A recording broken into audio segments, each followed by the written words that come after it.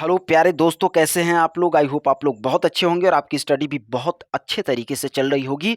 और आज मैं लेके आया हूं 10 year previous year question class 12th chemistry से। लेकिन इसमें आज हम लोग ये जानने वाले हैं कि जो केमिस्ट्री में क्लास 12th में नियम आते हैं, जैसे हेनरी का नियम, राउल्ट का नियम, वन टॉप गुणांक, कोलराउस का नियम, आर्हेनियस का समीकरण, फैराडे का विद्युत अपघटन का नियम, ने नेर्स्ट समीकरण।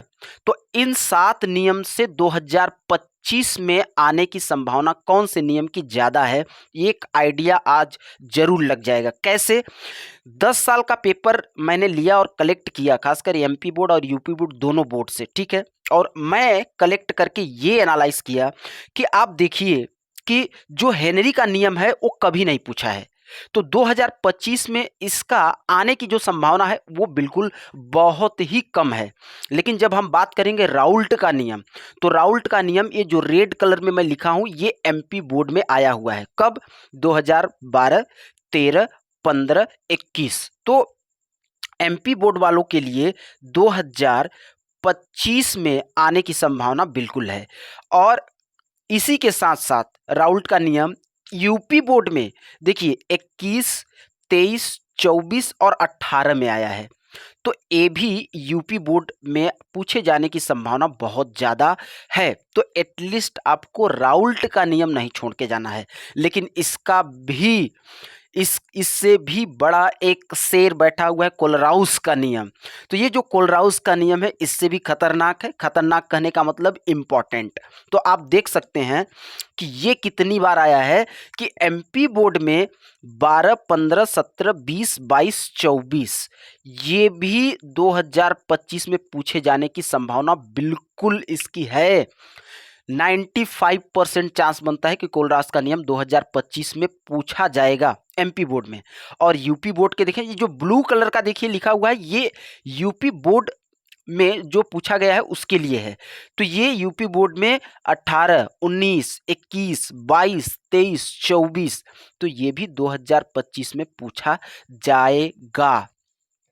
आर्हेनियस का समीकरण जो पूछा जाता है, तो यूपी बोर्ड में तो नहीं दिखा है अभी तक, ये 13 में और 20 में आया है एमपी बोर्ड में, ठीक है। तो ये थोड़ा सा कम इम्पॉर्टेंट है। लेकिन मैं बात फिर से बोलूँगा कि अगर आप पूरा किताब पढ़ने वाले हैं, अच्छा स्कोर 95 स्कोर करने वाले हैं, करना चाहते हैं, तो आपको पूरा याद करना है। लेकिन कुछ मेरे ऐसे भी दोस्त हैं जिनको लगता है कि भाई एकदम मोस्ट अगर मिल जाए, जो जिनका एग्जाम में आने के चांस बहुत ज़्यादा हैं, तो उनके लिए मैं बोलूँगा कि आप राउल्ट का नियम तैयार करें और कोलरास का नियम तैयार करें, ठीक है। क्योंकि कोलरास का नियम भी बहुत बार, और अगर जो ये चाहता है कि भाई इन नियम में से मैं सिर्फ एक याद करूं, तो वो क्वेश्चन नंबर 4 याद कर ले। ये 4 नंबर वाला कोलरास का नियम 12, 15, 17, 20, 22, 24, 18, 19, 21, 22, 23, 24 मतलब ये दोनों बोर्ड में ये 25 में पूछे जाने की संभावना बिल्कुल है, ठीक है।